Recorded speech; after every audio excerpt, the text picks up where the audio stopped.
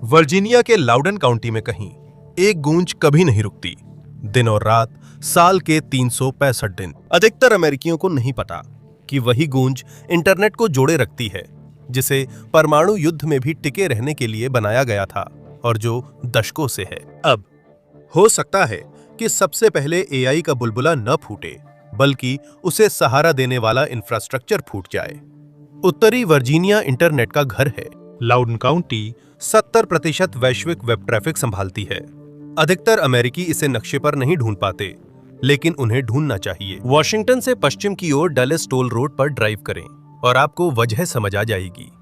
Shopping complex कम होते जाते हैं, कॉल डीसैक और अमीर हो जाते हैं। फिर जमीन इतनी सस्ती हो जाती है कि वहां एयरक्राफ्ट कैरियर जैसी इमारतें बनाने का फैसला होता है। कोई खिड़कियां नहीं, कोई संकेत नहीं, बस चैन लिंक की बार, कैमरे और एक धीमा औद्योगिक शोर जो कभी रुकता नहीं है। यह सबसे पहले अमेज़न बना, फिर माइक्रोसॉफ्ट, फिर गूगल, सिर्फ इसलिए क्योंकि यह जगह काफी सस्ती थी, काफी पास थी और किसी ने जल्दी से मना नहीं किया। उत्तरी वर्जीनिया में एक लगातार विफलता इंटरनेट को धीमा नहीं करती, ये इसके बड़े हिस्सों को पूरी तरह ऑफलाइन कर देती है। डोमिनियन एनर्जी की ग्रिड कनेक्शन वेटलिस्ट सालों लंबी है, क्योंकि प्रोजेक्ट्स की मंजूरी ट्रांसमिशन इंफ्रास्ट्रक्चर की तुलना में तेज मिल रही है। एक ग्रिड जो उपनगरों के लिए बनी थी, अब उससे छोटे छोटे शहरों को 24 घंटे बिजली देने की उम्मीद है। हर इमारत में बैकअप जनरेटर, फ्यूल टैंक और रिडंडेंसी सिस्टम है, जो ग्रिड फेल होने पर भी काम कर सकते हैं। असल में इनके पास लगभग 72 घंटे होते हैं, उसके बाद ये भी बाकी सभी की तरह उसी ग्रिड पर आ जाते हैं। ये है Ashburn data centre alley. Loudoun County में अब 53 मिलियन वर्ग फीट से ज्यादा जगह या तो ऑपरेशन में है या निर्माणाधीन है। ये 900 से ज्यादा फुटबॉल मैदानों जितना है, जो केवल एआई के लिए है। 30 साल पहले ये वॉशिंगटन के पास सर्वर लगाने की सस्ती जगह थी। अब ये पृथ्वी पर इंटरनेट इंफ्रास्ट्रक्चर का सबसे घना केंद्र है। 2023 में वर्जीनिया के डेटा सेंटर्स ने डोमिनियन की कुल बेची बिजली का लगभग 1/4 उपयोग किया। 2038 तक अनुमानित मांग इससे 5 गुना अधिक होगी। ये सिर्फ सैद्धांतिक नहीं है, ये वे अनुबंध हैं जो पहले ही साइन किए जा चुके हैं। और यहीं पर ये थोड़ा डरावना हो जाता है। 2024 के अंत तक डोमिनियन लगभग 40,000 मेगावाट की डेटा सेंटरों की बिजली मांग संभाल रहा था। अगर इसे आम भाषा में समझें तो ये न्यूयॉर्क सिटी और शिकागो के हर घर की कुल बिजली की मांग के बराबर है, जो अचानक उत्तरी वर्जीनिया के एक ही काउंटी से बिजली मांग रहे हैं। 2026 की शुरुआत में ये संख्या लगभग दोगुनी हो गई, क्योंकि चालू किए जाने का इंतजार कर रही इमारतों की कतार बढ़ रही थी, लेकिन उन्हें बिजली देने वाली ट्रांसमिशन लाइनें अभी तक नहीं बनी थीं। एक राज्य के एक जोन में 2030 के शुरुआती वर्षों तक एक हाइपर स्केल डेटा सेंटर अब लगभग 80,000 घरों के बराबर बिजली खींचता है। लाउडन में ऐसे दर्जनों डेटा सेंटर पहले से ही चल रहे हैं, दर्जनों और निर्माणाधीन हैं, और ये कोई सीमा नहीं छू रहा है। अगर कुछ है तो ये उस सीमा को पार कर रहा है, और ये बोर्डरूम में घबराहट पैदा कर रहा है। 3 साल से डोमिनियन ये समझने की कोशिश कर रहा है कि इतनी सारी बिजली आखिर आएगी कहां से। अब तक इसका जवाब मौजूद नहीं है। 2024 में सिस्टम ने लगभग दिखा दिया था कि असफलता कैसी दिखती है। 10 जुलाई की शाम गरज चमक वाला तूफान वर्जीनिया के फेयरफैक्स काउंटी में आई और बिजली हाई वोल्टेज ट्रांसमिशन लाइन पर गिरी। एक छोटा सा उपकरण, लाइटनिंग अरेस्टर, ने काम करना बंद किया, जिसके बाद 6 वोल्टेज ड्रॉप्स क्रमशः मिलीसेकंड्स में हुई। आम हालात में यह बड़ा मुद्दा नहीं होता। ग्रिड्स में वोल्टेज बदलते रहते हैं, फ्रिज को फर्क नहीं पड़ता, लाइटें भी नहीं झपकती। लेकिन यहां ऐसा नहीं था। यहीं पर 60 डेटा सेंटर्स एक ही ट्रांसमिशन बैकबोन पर जुड़े हुए हैं। इनमें कई मिलियन डॉलर के जीपीयू लगे हैं, जो ओपन एआई, माइक्रोसॉफ्ट, एंथ्रोपिक और सरकारी एजेंसियों के लिए मॉडल चला रहे हैं। हर एक को इस तरह प्रोग्राम किया गया है कि वह किसी भी गड़बड़ी को अपने अस्तित्व के लिए खतरा समझे। पावर डिप के कुछ मिलीसेकंड में सभी ने ग्रिड से कनेक्शन तोड़कर आंतरिक पावर पर स्विच कर लिया। सैकड़ों हजार घरों को रोशन करने जितनी बिजली एक झपकी मारने जितने समय में छोड़ दी गई। ग्रिड के लिए यह सप्लाई खोने जितना ही खतरनाक है। फ्रीक्वेंसी बढ़ने से टरबाइन तेज घूमती हैं और उपकरण ट्रिप हो जाते हैं। पीजेएम इंटरकनेक्शन और डोमिनियन को तुरंत प्रतिक्रिया देकर पावर प्लांट्स की क्षमता घटानी और उत्पादन बंद करना पड़ा। उन्होंने सिस्टम को संभाले रखा और मुश्किल से ब्लैकआउट से बच पाए। ये खबर शायद ही कहीं आई। 7 महीने बाद फरवरी 2025 में ऐसा फिर हुआ, इस बार एक अलग ट्रांसमिशन लाइन पर। इस बार करीब 40 डेटा सेंटर्स बंद हो गए। पीजेएम ने फिर से इसे संभाल लिया, लेकिन बहुत मुश्किल से। पीजेएम के कार्यकारी ने बाद में स्वीकार किया कि भले ही ये घटनाएं तकनीकी रूप से आपातकाल का कारण नहीं बनी, लेकिन इन्होंने वाकई में चिंता जरूर पैदा कर दी थी। 2024 में ग्रिड को लगभग गिराने वाले डेटा सेंटर वही थे जो पहले से चल रहे थे। कतार में अधिकांश क्षमता अभी बनी नहीं है। नई इमारतों के लिए जरूरी ट्रांसमिशन लाइनें मंजूर नहीं थीं और सबस्टेशन का निर्माण भी शुरू नहीं हुआ था। डोमिनियन को हर महीने अतिरिक्त क्षमता की नई मांगें मिल रही थीं। ये पहले से प्रक्रिया में परमिट से अलग हैं। तो अगर 1500 मेगावाट की एक साथ गिरावट से इतनी बड़ी मुश्किल आ गई, तो जब लोड 5 गुना हो जाएगा तब क्या होगा? ये ऐसा सवाल है जिसका जवाब नहीं। जब नॉर्थर्न वर्जीनिया की सीमा छू गई तो हाइपरस्केलर्स ने वही किया जो तर्कसंगत था। उन्होंने कहीं और देखा, और ये उन सभी के लिए चेतावनी होनी चाहिए थी जो ध्यान दे रहे थे। उन्होंने एक रेगिस्तान चुना। अमेरिका की एआई इंफ्रास्ट्रक्चर का नया मोर्चा न तो सिएटल है, न बोस्टन, और न ही कोई जलवायु अनुकूल मिडवेस्ट के किसी पुनर्विकसित स्थल। ये फीनिक्स है, जहां गर्मियों में औसत तापमान 160 डिग्री फ़ारेनहाइट तक जाता है। यहाँ सस्ती बिजली, सस्ती जमीन और अनुमति देने के ढीले नियम हैं। यह वर्जीनिया जैसी सालों की वेटलिस्ट नहीं है जो वहां की प्रगति रोकती है। वर्जीनिया इंतजार कराता है, एरिज़ोना तुरंत हाँ कहता है। 2024 में डेवलपर ट्रैक्ट ने फिनिक्स के पश्चिम में एक रुकी आवासीय कॉलोनी खरीदी और उसे $20 अरब के डेटा सेंटर कैंपस में बदलने की योजना बनाई। लेकिन यह अभी भी एक अहम समस्या है, और वो है पानी। यह एक रेगिस्तान है जो पहले से ही अपनी आबादी को बनाए रखने के लिए जूझ रहा है। कोलोराडो नदी लंबे समय से घट रही है। खेतों के नीचे के भूजल एक्विफर हर साल साफ तौर पर सिमट रहे हैं। एरिज़ोना को पहले ही कुछ काउंटियों में नए आवासीय उपखंडों पर रोक लगाने के लिए मजबूर होना पड़ा है। वहां उन्हें अनुमति देने के लिए पर्याप्त पानी ही नहीं है, और इसी व्यवस्था में हाइपर स्केलर कंपनियां ऐसे केंद्र जोड़ रही हैं जो हर दिन लाखों गैलन पानी की खपत करते हैं। आधुनिक अमेरिकी इतिहास के बड़े जल अपराध के बीच एक मेयर ने इस परियोजना का गंभीरता से बचाव किया। उनके अनुसार समस्या पानी नहीं बल्कि बिजली है। एक बहु अरब डॉलर की सुविधा एक सूखे जलभृत के ऊपर खड़ी हो रही है, और सीमित करने वाला कारक जीवित रहना नहीं है, वो है बिजली। वर्जीनिया का बिजली संकट अब पश्चिम तक बढ़ गया है। जो समस्या वर्जीनिया बिजली से नहीं सुलझी, अब एरिज़ोना से उसे और दुर्लभ चीज से हल करने को कहा जा रहा है।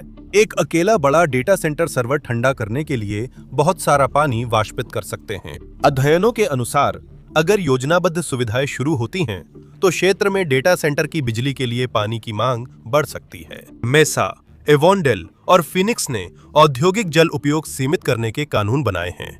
किसान खेत छोड़ रहे हैं और ग्रामीण क्षेत्रों में कुएं सूख रहे हैं। कोलोराडो नदी समझौता, जो 7 राज्यों में पानी बांटता है, अब अप्रासंगिक मान्यताओं पर आधारित है। अब सूखा अब उस समझौते की क्षमता से आगे निकल चुका है, और वो समझौता वास्तविक समय में टूटने लगा है। संघीय मॉडल आगे की स्थिति दिखाते हैं। सेंट्रल एरिज़ोना अपनी पानी की आपूर्ति का 1/4 हिस्सा खो सकता है। वहीं एआई उद्योग वहां स्थापित हो रहा है। जहां वर्जीनिया बिजली की समस्या से जूझ रहा है, वहीं एरिज़ोना पानी की समस्या से टकरा रहा है।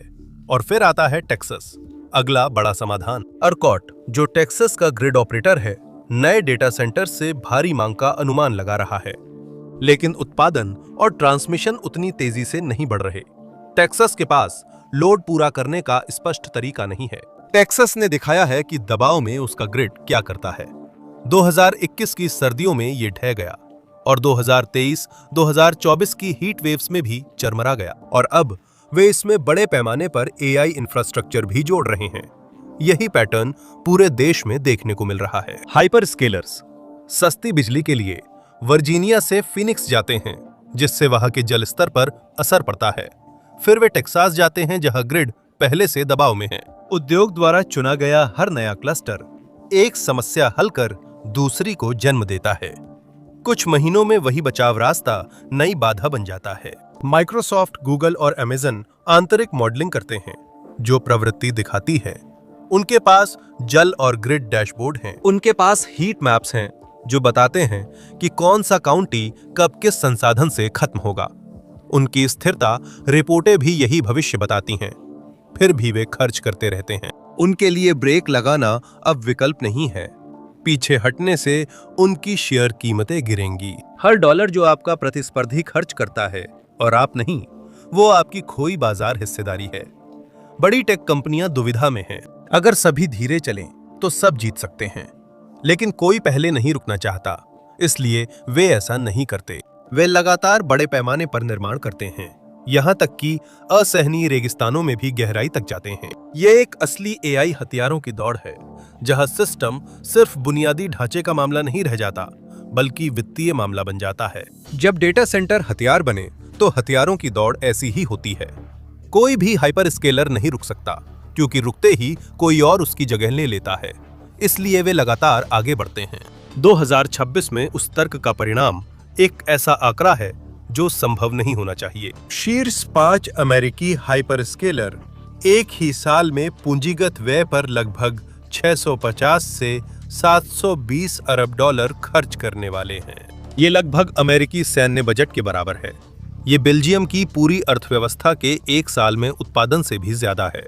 उस पैसे का 2/3 हिस्सा इमारतों, सर्वरों और कूलिंग सिस्टम्स में जाता है, जिनके लिए जरूरी बिजली और पानी अभी मौजूद नहीं है। यह एक सामूहिक असमर्थता है रुकने की। सिर्फ अमेज़न ही 2026 में लगभग 200 अरब डॉलर पूंजीगत खर्च में लगा रहा है, जो उसके पिछले रिकॉर्ड से करीब 50% ज्यादा है। और ये एक सवाल उठाता है, कौन इन कंपनियों को इतना पैसा दे रहा है कि वे एक ही साल में 750 अरब डॉलर खर्च करने को जायज ठहरा सकें? अभी और आगे भी कोई नहीं।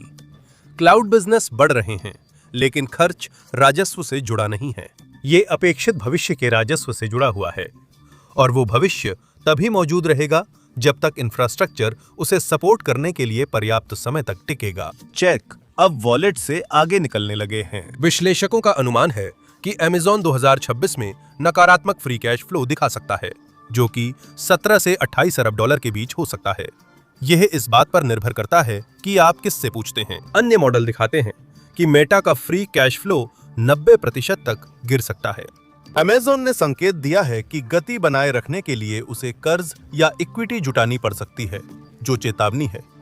और वो ऐसी परिसंपत्तियों के लिए कर्ज ले रहा है जिनके मूल्य ह्रास के बारे में कोई खुलकर बात नहीं करना चाहता। वे 5 हाइपर स्केलर 2030 तक अपनी बैलेंस शीट में लगभग $2 ट्रिलियन की एआई संपत्तियां जोड़ने वाले थे। एआई हार्डवेयर बहुत तेजी से मूल्य ह्रास होता है, लगभग 20% प्रतिवर्ष। दशक के अंत तक ये कंपनियां हर साल 400 अरब डॉलर के मूल्यह्रास लागत का सामना कर सकती हैं। सिर्फ मूल्यह्रास ही हर साल उद्योग के पूरे मौजूदा लाभ आधार के बराबर होने लगता है।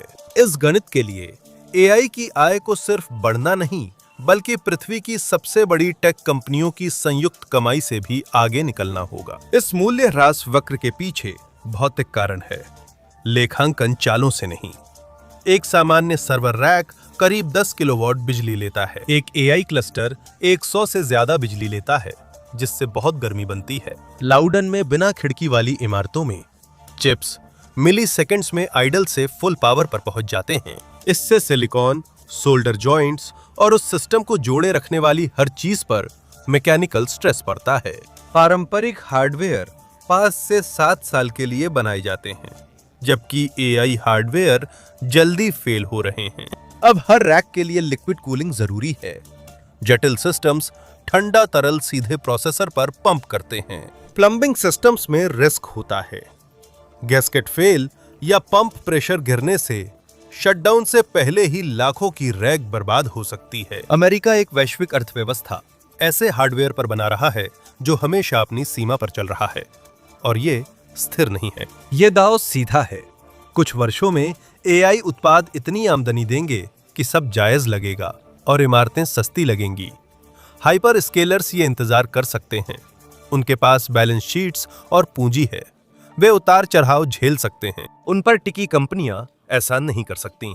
Microsoft Azzur, Amazon web services और गूगल क्लाउड प्लेटफॉर्म पर ट्रेनिंग लेने वाले स्टार्टअप्स बड़ी टेक कंपनियों का नुकसान नहीं कर रहे हैं। वे वेंचर कैपिटल जला रहे हैं, साथ ही एक टिक टिक करती घड़ी चल रही है जब बिजली या पानी का वितरण होता है, या कतार एक और साल खिसकती है। अमेज़न नहीं, स्टार्टअप है जिसने कंप्यूट के लिए पहले ही भुगतान किया, जो कभी मिला ही नहीं।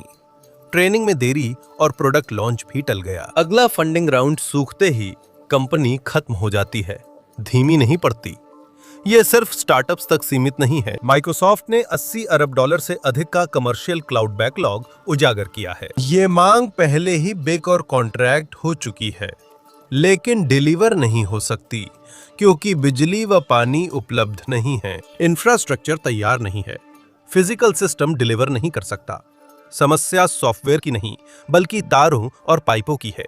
सिस्टम की यह कमी अक्सर अनपेक्षित जगहों पर दिखती है, जैसे वर्जीनिया में घरेलू बिलों में। पिछले दशक तक वर्जीनिया के निवासियों को अंदाजा नहीं था कि यह उनकी समस्या है, क्योंकि डेटा सेंटर औद्योगिक क्षेत्रों में थे। वे टैक्स देते थे, लगभग किसी को नौकरी नहीं देते थे और नजरों से दूर रहते थे। फिर बिल आने शुरू हो गए। मुफ्त बिजली की मांग के लिए नए शहर जितना निर्माण संभव नहीं है, इसकी कीमत किसी को चुकानी पड़ेगी। इसका मतलब है नई ट्रांसमिशन लाइनें, नए सबस्टेशन, मौजूदा इलाकों के बीच से निकाले गए नए हाई वोल्टेज कॉरिडोर। ये सब कुछ अरबों का खर्चा है। पुरानी दर संरचनाओं के तहत ये खर्च पूरे सिस्टम के हर ग्राहक में बांट दिए जाते थे। घर, स्कूल, अस्पताल, छोटे व्यवसाय और हाइपर स्केलर ऑल ने अपने उपयोग के अनुपात में भुगतान किया। ये तब तक उचित लगता है जब तक आप यह नहीं समझते कि हाइपर स्केलर कुल मांग के ज्यादातर हिस्से के लिए जिम्मेदार थे और उन्होंने लागत का सिर्फ एक छोटा सा हिस्सा चुकाया। वर्जीनिया के स्टेट कॉर्पोरेशन कमीशन ने 2024 और 2025 में आंकड़े निकाले। अनुमान काफी खराब थे। अगर कोई हस्तक्षेप नहीं होता तो वर्जीनिया में घरेलू बिजली के बिल हर महीने दर्जनों डॉलर तक बढ़ने वाले थे। उस पैसे का घरेलू मांग से कोई लेना देना नहीं था। यह ट्रिलियन डॉलर की कंपनियों के डेटा हॉलों को सब्सिडी देने का मामला था।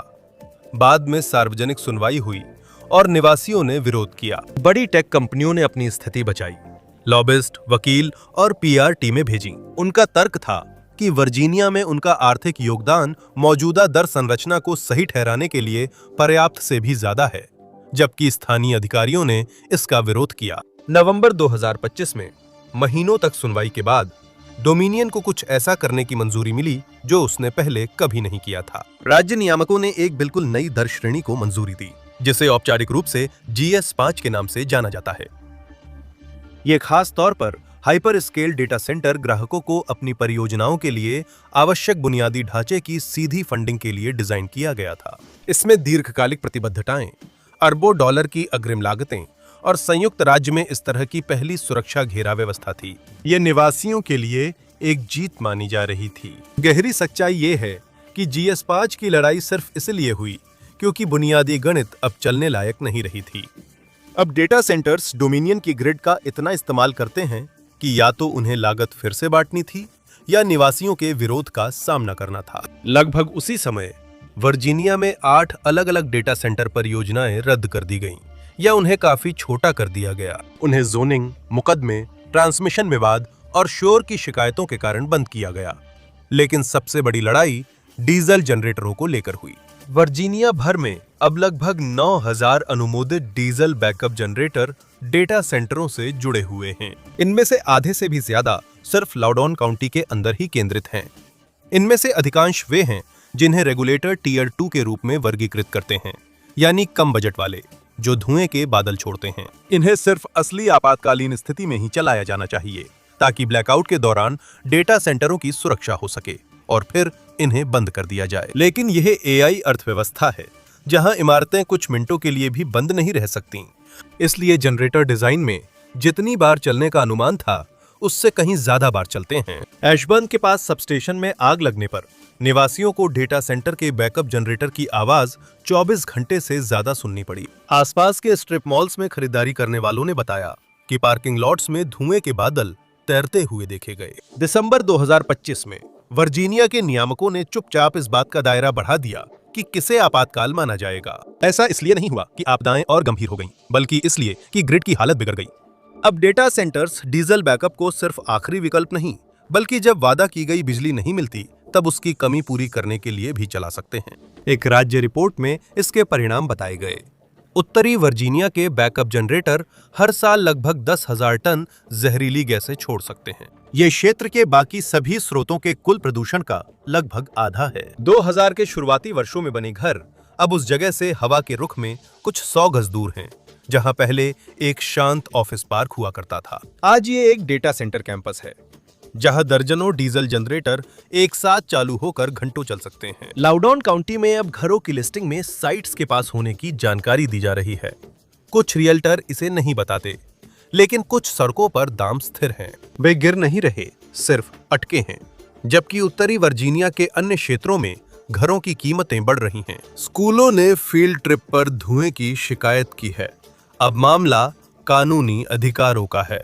काउंटी की सीमा के अंदर कितने बिना खिड़की वाले सर्वर वेयरहाउस बन सकते हैं, ये कौन तय करेगा, इससे पहले कि हवा बदल जाए। लाउडन काउंटी की चिंता भविष्य के जोखिम की नहीं, बल्कि ये है कि उपनगरों की हवा कहीं उस शहर से भी खराब ना हो जाए जिसे वे घेरे हैं। तो एआई अर्थव्यवस्था का खर्च कौन उठा रहा है? हाइपर स्केलर शेयरधारक अपनी घटते नकदी प्रवाह से इसकी कीमत चुका रहे हैं। उन पर निर्भर स्टार्टअप्स ऐसी देरी की कीमत चुका रहे हैं जिनसे वे बच नहीं सकते।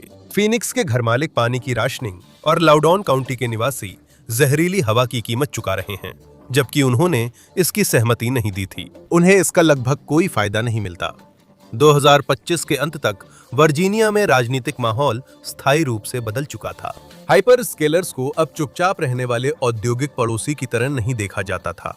अब उन्हें एक कब्जा करने वाली ताकत के रूप में देखा जाने लगा था। उनकी बातचीत की ताकत उतनी ही तेजी से कम हो रही थी जितनी तेजी से स्थानीय सद्भावना घट रही थी। उत्तरी वर्जीनिया के निवासी अब काउंटी बोर्ड बैठकों में डोमिनियन की फाइलिंग्स, ट्रांसमिशन कॉरिडोर के नक्शे और धुंध की तस्वीरें लाते हैं। यह शालीन जोनिंग सुनवाइयों का दौर खत्म हो चुका है। सोचिए, अगर ये सब एक मजबूत अतिरिक्त बैकअप वाली वितरित प्रणाली पर हो रहा होता, जैसा कोल्ड वॉर के इंजीनियरों ने इंटरनेट डिजाइन किया था, तो ये बातें इतनी मायने नहीं रखती। यहाँ एक विफलता, वहाँ एक देरी, कभी कभी कोई मुकदमा, बाकी नेटवर्क बस उसके चारों ओर रास्ता बना लेता। लेकिन ये वो प्रणाली नहीं है जिस पर अमेरिका की एआई अर्थव्यवस्था बनाई गई थी। ये एक ही भौगोलिक स्थान पर बनाई गई थी। उत्तरी वर्जीनिया में हर डेटा सेंटर के पास बैकअप पावर, जनरेटर, ईंधन टैंक और रिडंडेंसी सिस्टम है। साइट पर प्रशिक्षित इंजीनियर होते हैं जो ग्रिड पावर ट्रांजिशन संभालते हैं और 48 से 72 घंटे तक स्वतंत्र काम कर सकते हैं। उसके बाद हर सर्वर, हर मॉडल, हर कैश, हर यूजर अकाउंट बाकी सभी की तरह उसी ग्रिड पर होता है। वही ग्रिड जिसे पिछले 12 महीनों में 2 बार बचाया जा चुका है। अब तक की सबसे उन्नत आर्टिफिशियल इंटेलिजेंस के पास सिर्फ 3 दिन की आपातकालीन योजना है। अक्टूबर 2025 में एक AWS रीजन में सॉफ्टवेयर की समस्या आई थी। AWS रीजन में आई समस्या ने बड़े पैमाने पर आउटेज कर दिया। सेवाएं पूरी दुनिया में ऑफलाइन हो गईं। रिंग डोरबेल्स ने रिकॉर्डिंग बंद कर दी। फोर्टनाइट ने लाखों खिलाड़ियों को मैच के बीच में ही बाहर कर दिया। ब्रिटेन की टैक्स वेबसाइट क्रैश हुई और अमेज़न की एलेक्सा चुप हो गई और सवालों के जवाब देना बंद कर दिया। करीब 15 घंटे नॉर्दर्न वर्जीनिया में एक गंभीर सॉफ्टवेयर खराबी ने वैश्विक इंटरनेट को प्रभावित किया। AWS कीबोर्ड से समस्या हल हो सकती थी। डीजल और बैकअप कभी इस्तेमाल नहीं हुए। स्वतंत्र बीमा विश्लेषकों ने अभी भी वैश्विक अर्थव्यवस्था को सीधे हुए नुकसान का अनुमान सैकड़ों मिलियन डॉलर में लगाया। व्यापार, उत्पादकता और खोए हुए लेन देन पर द्वितीयक प्रभाव कहीं अधिक थे। और अब इसे दूर से ठीक करने की क्षमता हटा दें। कल्पना करें कि CM सबस्टेशन में ट्रांसफार्मर में आग लग जाए और नया ट्रांसफार्मर लाने में हफ्तों लगें। High voltage transformer home depot में नहीं मिलते। ये कस्टम बिल्ट होते हैं, अक्सर विदेशों में बनते हैं और पुलिस एस्कॉर्ट के साथ फ्लैट बेड ट्रकों पर भेजे जाते हैं। कल्पना करें कि जुलाई के अंत में वर्जीनिया पर लगातार हीट डोम बना रहे। ठीक वैसी ही परिस्थितियां जैसी 2021 में टेक्सास ग्रिड के ढहने का कारण बनी थीं। रिहायशी AC की मांग और डेटा सेंटर की मांग एक साथ चरम पर पहुंच जाती है। नई ट्रांसमिशन लाइनों की कतार अभी भी पूरा होने से 7 साल दूर है। तीसरे दिन सुविधाएं बंद हो जाती हैं। ट्रक नहीं बढ़ सकते क्योंकि पेट्रोल पंपों की बिजली चली गई है। हीट डोम ने ट्रांसमिशन लाइन के बाद अब पूरे क्षेत्रीय ग्रिड को बंद कर दिया है। कैंपसों में अंधेरा छा जाता है। हाँ, जिनके पास ज्यादा ईंधन भंडार है वे कुछ घंटे और चल सकते हैं, लेकिन छोटे कोलोकेशन केंद्र सबसे पहले बंद हो जाएंगे। बैंकिंग एपीआई टाइम आउट होने लगती हैं, प्रमाणीकरण पोर्टल्स बंद हो जाते हैं, अस्पतालों की शेड्यूलिंग सिस्टम फ्रीज हो जाती है, फेडरल कॉन्ट्रैक्टरों के लॉगिन फेल हो जाते हैं, वित्तीय और स्वास्थ्य सेवाएं भी फेल होने लगती हैं। उस वक्त ये केवल तकनीकी खराबी नहीं बल्कि प्रणालीगत विफलता बन जाती है। चौथे दिन तक सुर्खियां एआई के पतन से हटकर इस पर आ जाती हैं कि सोमवार को बैंक खुलेंगे या नहीं। मुद्दा ये नहीं कि इंफ्रास्ट्रक्चर सीमा तक पहुंचता है या नहीं, असली सवाल है कि पहले कौन सी सीमा टूटती है। ग्रिड ऑपरेटर बोर्डरूम्स में, राज्य विधानसभाओं में और केंद्रीय ऊर्जा एजेंसियों में एक बातचीत चल रही है जो अभी आम जनता तक नहीं पहुंची है। वर्जीनिया का ग्रिड पहले से बनी सुविधाओं से मेल नहीं खाता और कतार वाली सुविधाओं के साथ तो और भी कम। किसी न किसी समय एकमात्र विकल्प वही बचता है जिसे कोई छूना नहीं चाहता। सुविधाएं बंद करना, नए कनेक्शन रोकना, हाइपर स्केलर को कहना कि उनके अगले कैंपस को 5 साल या कभी भी बिजली नहीं मिलेगी। ये बातचीत जल्द आने वाली है। ग्रिड ऑपरेटर, डोमिनियन और कुछ हाइपर स्केलर इसे जानते हैं। सवाल ये नहीं है कि एआई का विस्तार रुकेगा या नहीं, बल्कि ये है कि रुकावट नियंत्रित होगी या ग्रिड खुद फैसला करेगा। और जब ऐसा होगा, वो डिजिटल दुनिया का कितना हिस्सा गिरा देगा। पीजेएम के कंट्रोल रूम के अंदर ऑपरेटरों को पहले से ही पता है कि साल 2027 से 2031 तक का समय कैसा महसूस होगा। अब वे रोज ऐसे सिमुलेशन चला रहे हैं जिन पर 3 साल पहले यकीन करना भी मजाक लगता था। वे ऐसे हालात का मॉडल बनाते हैं जब हीट डोम जैसी घटनाएं ट्रांसमिशन फॉल्ट्स के साथ होती हैं।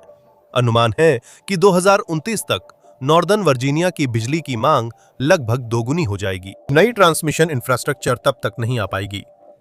आंतरिक पूर्वानुमान बताते हैं कि यह स्थिति लगभग 2027 से 2031 तक बनी रहेगी। उस दौरान ग्रिड पर मांग उसकी भौतिक इकाइयों की निर्धारित क्षमता से भी ज्यादा होगी। नया इंफ्रास्ट्रक्चर बन रहा है, लेकिन ऑपरेटर इसे स्प्रिंट जैसी तेजी से मैराथन दौड़ने जैसा मानते हैं। फिनिश लाइन अभी भी कई साल दूर है। इंटरनेट को ऐसे डिजाइन किया गया था कि कोई एकल विफलता उसे बंद न कर सके। एआई अर्थव्यवस्था ने वही विफलता दोहराई। यह केंद्रीकृत इंफ्रास्ट्रक्चर है और इसे सीमित संसाधनों से जोड़ दिया। इसने मांग इतनी बढ़ा दी जितनी भौतिक सिस्टम संभाल नहीं सकते थे, और मान लिया कि सीमाएं मायने नहीं रखेंगी। और इन सब के नीचे अब तक का सबसे उन्नत कंप्यूटिंग सिस्टम बैकअप ईंधन पर चलता है। इसे घंटों में मापा जाता है, न कि लचीलापन के दिनों या अतिरिक्तता के हफ्तों में। मूल इंटरनेट ने एकल विफलता बिंदुओं से बचाव किया था। यह सिस्टम एक पर निर्भर करता है और यह 72 घंटे की घड़ी पर चलता है। आज मेरे साथ जुड़ने के लिए धन्यवाद। मुझे उम्मीद है कि आपको वीडियो पसंद आया होगा, और अगर आप ऐसे और वीडियोस देखना चाहते हैं तो कृपया सब्सक्राइब करें और नोटिफिकेशन चालू करें। इससे वाकई फर्क पड़ता है। एक बार फिर धन्यवाद, और मैं आपको अगली बार मैप पैक पर मिलूंगा।